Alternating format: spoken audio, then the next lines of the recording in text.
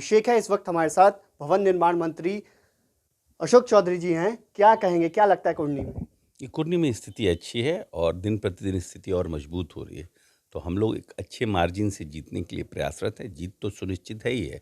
मनोज जी क्योंकि 3-3 बार इस विधानसभा को प्रतिनिधित्व कर चुके हैं और बहुत अच्छी पैठ उनकी है सभी जाति धर्म के लोगों में, और ख़ास करके नौजवानों में उनके प्रति काफ़ी उल्लास है, उत्साह है।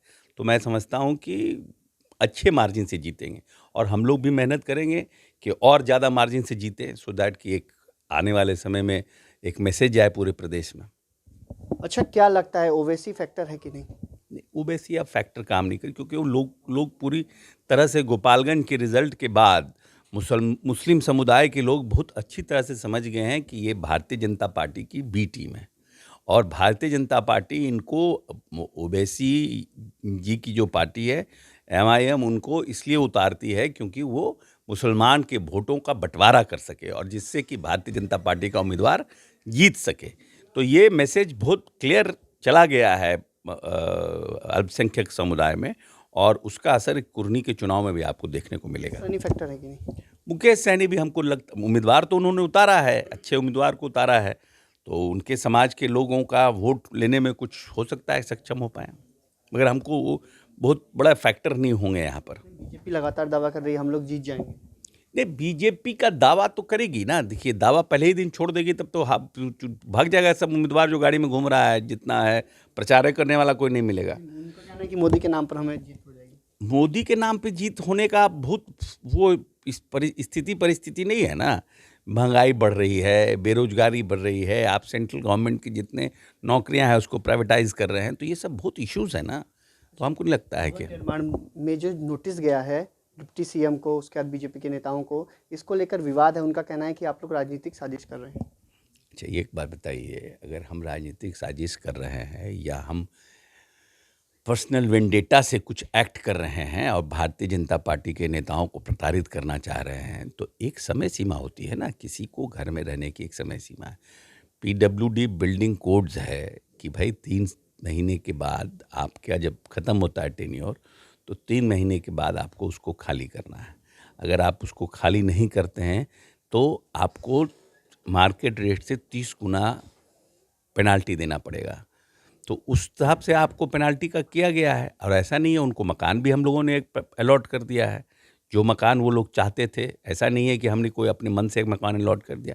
24 मकान उन मांगते थे, उन 24 मकान को दे दिया। तो शिफ्ट तो करना पड़ेगा ना, जब शिफ्ट नहीं करेंगे तो कैसे काम चलेगा? कि मकान अभी मरम्मती हो रही है, मकान में मरम्मती हो रही है तो ये तो हमको हर को देना पड़ता है। आपको अगर समय सीमा के अंदर शिफ्ट नहीं करिएगा, कोई कारण बताइएगा कि हमारे यहाँ कोई बीमार हो गया, तो पेनल्टी चालू है, मीटर ऑन है। मार्केट रेट से 30 गुना मीटर ऑन है, तो आपको मीटर देना ही पड़ेगा। तो कैबिनेट से अप्रूव्ड है, पार्टी हैं, सब लोग कैबिनेट में थे। वो उनका आरोप है कि सिर्फ बीजेपी नेताओं को ही नोटिस दिया जाए। तो बीजेपी नेता ही रह रहे हैं तो और कौन किसको नोटिस देंगे? आरजेडी वाले को बेचारे को घर नहीं मिला है, वो सब तो रोड पर है, तो नोटिस उनको कैसे दें?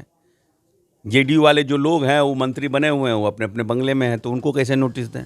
तो नोटिस तो उन्हीं को देंगे ना जो लोग अनऑथराइज रह रहे हैं, जो जिनका इंटाइटलमेंट नहीं है और वो मकान में रह रहे हैं, उन्हीं को मुकेश सहनी का जिक्र किया है। मुकेश सहनी को भी मकान अलॉट, मुकेश सहनी का भी मकान जो है वो अलॉट हो गया है। मुकेश सहनी का मकान अलॉट हुआ है। जो एडिशनल चीफ सेक्रेटरी हैं गृह विभाग के, जो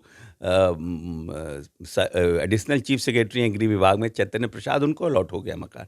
और जितना दिन एक्स्ट्रा मुकेश सहनी रह गए उनको भी पेनल्टी चला गया है। ऐसा नहीं है, मुकेश सहनी को भी पेनल्टी। बीजेपी को ही पेनल्टी है? नहीं, गलत बात है, उनको जानकारी नहीं है। वो पहले अपना जानकारी सही कर लें, मुकेश सहनी जी से बात कर लें। बात तो होता नहीं है उन लोगों में, लेकिन बात कर लें, बता देंगे मुकेश सहनी कितना पेनल्टी गया है हमको। उनको भी पेनल्टी गया है और उनको भी नोटिस गया है। अब वो चैतन्य प्रसाद से बात करके 1-1.5-2 महीना का समय ले लियो, तो उसमें हमारी क्या भूमिका है?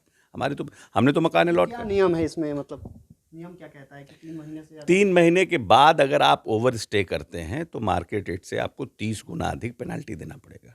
बीजेपी नेताओं का ये भी कहना है कि हम नहीं देंगे पेनल्टी, कोर्ट चल जाएंगे। कोर्ट जाने का काम नहीं है ना, कोर्ट जाएं, हम लोग तो भेज देंगे।